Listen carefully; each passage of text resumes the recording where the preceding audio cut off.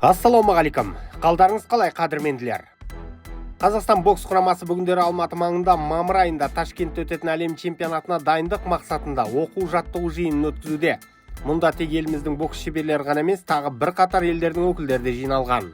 Біріккен жиын өзара тәжірибе алмасу форматында өтуде. Осы жерде ұлттық құрама мүшелері, бапкерлері көкейде жүрген бірқатар сұрақтарға жауап берді. Мырзағали Айтжановтан бірінші ретте Странжа турниріндегі сәтсіздік туралы сұраған болатын. Бас бапкердің ойынша мұнда ешқандай апат болмаған. Бірінші номерлі боксшылар Нұрқанат Раистың қола медалі заңды жетістік дейді. Ал Қамшыбек Қоңқабаев жарақатына байланысты жарысты жалғастыра алмапты. Басқа спортшылар құрамадағы 3-4 номерлі боксшылар, демек олардан жетістік күту артық болған. Қатаят Сулер үшін алып барыпты. Негізі бұл кіші әлем чемпионаты, әдетте біздің команда ол жаққа мықты құраммен баратын. Бұл жолы резервті алып бару қандай оймен жасалғаны белгісіз. Жалпы сәтсіздігіміз тек Странжа турнирімен шектеліп қалмаған анық. Оның алдындағы жарыстарда да ұятты жағдайға қалғанбыз. Десе де ол туралы Айтжанов айтпады. Дегенмен ол өзбек боксының алдыға кетіп қалғанын мойындап отыр. Олар қазір бізден сәл ғана озып кетті дейді. Мақсатымыз бұрынғы позициямызға оралу, мықтылығымызды дәлелдеу деді бапкер. Қайдам, сәл озып кетпеді-ау, шақырымға ұзап кеткен секілді.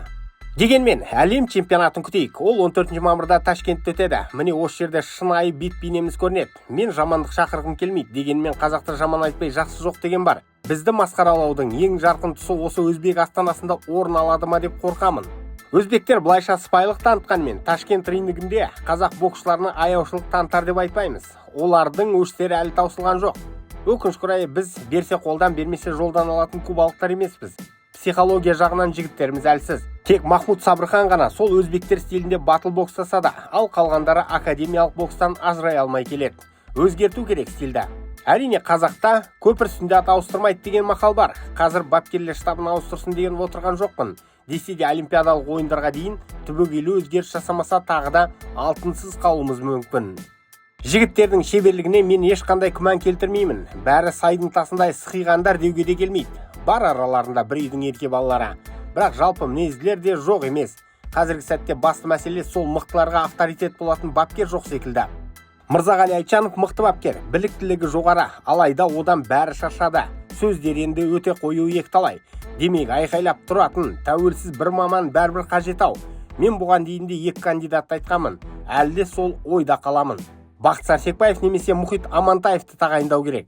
Және толықтай тәуелсіздік берілуі тиіс.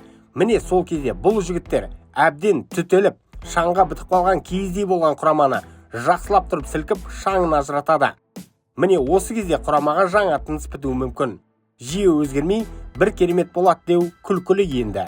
Айтпақшы, әлем чемпионатына баратын құраманың толық тізімі сәуір айында Түркістан облысында өтетін оқу-жаттығу жиынының қорытындысы бойынша шығады.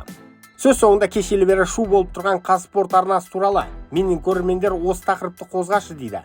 Жігіттер, мен не деп қозғаймын оны? Қазспорт деген еліміздегі жалғыз ұлттық спорт арнасы, үлкен корпорацияның қол астында. Негізгі мақсат елімізде спортты танымалдандыру әрі спортшыларды дәріптеу. Кешегі Шавкатты күтіп алуға барған журналисті біз не деп айыптаймыз? Тура сол жігіт Қазспорт Шавкаттың жекпе-жегін көрсетпеген үшін айыпты емес. Негізі арнаға орасан зор қаржы құйылады. Бірақ олар мемлекеттік жобаларға бағытталады. Мысалға Астана баскетбол командасы, Барыс хоккей клубы, футболдан ұлттық құрама, волейбол және тағы басқалары. Міне көптеген қаржы құйылатын спорт түрлері осылар. Қазспорттың негізгі мақсаты соларды көрсету, құйылған қаржылардың ақталып жатқанына есеп беріп отыру. Шавкатты қайтсын олар. Егер бір ғана Барыс командасындағы ойыншының жалақысын ММА-ға құятын болса, кемінде 10 шақты клубтың бір жылдық бюджетіне жетер еді. Бірақ жоғарыдағылар олай ойламайды. Бізге имидж қажет. Бірақ сол клубтардың бірде-бірінің абыройымызды арттырып жатқанын көрмедік. Не де болса, Шавкат бір ғана жауабымен оларға мат қойды. Енді ойланатын шығар. Тағы айтамын, бұл жерде Қазспорттың дым қатысы жоқ. Тереңірек ойланыңдар жігіттер. Бейнематериал ұнады ма, онда лайк басыңыз, пікір қалдырыңыз. Бұл біз үшін маңызды. Арнаға жазылып қоңыраушаны басып қойсаңыздар, соңғы жаңалықтарды бірден біліп отырасыздар. Уақыт тауып тамашалағандарыңыз үшін рахмет. Қазақ батырларының жеңіс жорықтары молынан болсын.